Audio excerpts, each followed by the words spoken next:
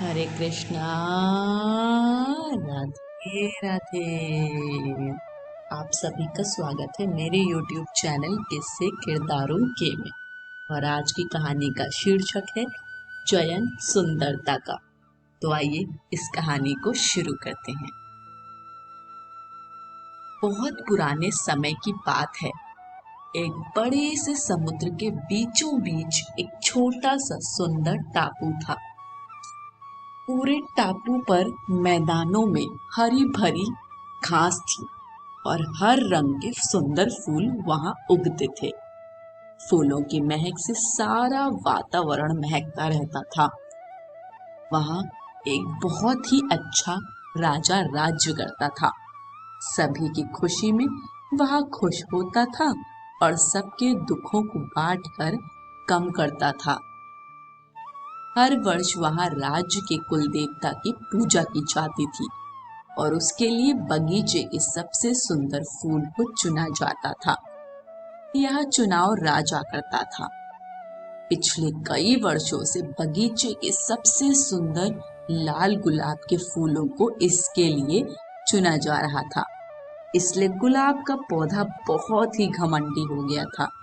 उसे लगता था कि वही एक है जो सब फूलों में सबसे सुंदर है। घमंड के कारण वह तितलियों और मधुमक्खियों को अपने फूलों पर बैठने भी नहीं देता था। यहाँ तक कि पक्षियों और अपनी डालियों के पास भी आने नहीं देता था।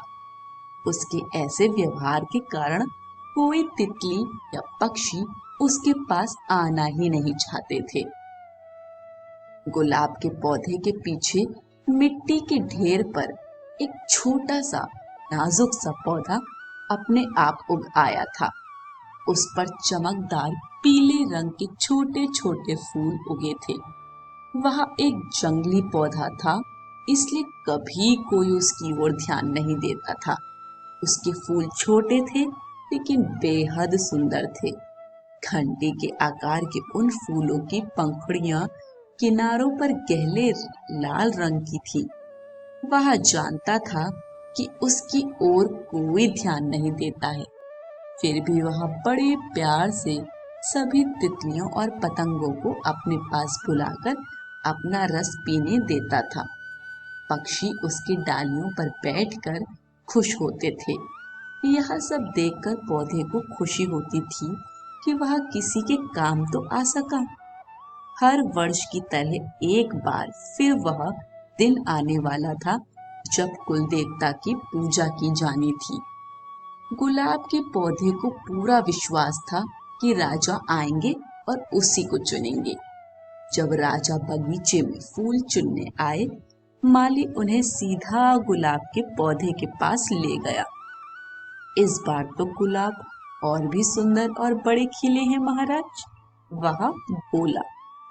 उसने सबसे बड़ा गुलाब तोड़ने के लिए हाथ बढ़ाया, लेकिन महाराज ने रोक लिया। वे किसी और सुंदर फूल को ढूंढ रहे थे। वापस जाने के लिए जैसे ही घूमे, उनकी निगाह पीले रंग के फूल पर पड़ी। उन्होंने घूमकर देखा तो उनको वह पीले फूलों वाला जंगली पौधा दिखाई दिया। उसके आसपास अनेक तितलियां और पतंगे घूम रहे थे, जबकि गुलाब का पौधा अकेला अलग खड़ा था। राजा धीरे से जंगली पौधे के पास गए और बोले, यह वह पौधा है जो बिना खाद पानी के उग आया है। बाकी सभी पौधों का माली विशेष ध्यान रखते हैं, समय से पानी देते हैं, खाद डालते हैं, काट छांट करते हैं, इसलिए वे इतने सुंदर हैं। लेकिन यह वह पौधा है जो अपनी हिम्मत से खड़ा है, फिर भी कितना स्वस्थ है, सुंदर है। सबसे अच्छी बात यह है कि इसके अच्छे स्वभाव के कारण सभी तितलियां उसके पास आकर बेहद खुश हैं। यही है सच्ची सुंदरता। इसलिए कुल देवता की पूजा के लिए मैं इस जंगली फूल को चुनता हूँ। आज की कहानी यहीं समाप्त होती है। कहानी पसंद आई हो तो कमेंट बॉक्स में हमें अपना फीडबैक जरूर दीजिएगा। वीडियो को लाइक शेयर करें और चैनल को सब्सक्राइब करें। सभी को हरे कृष्ण। राधे राधे।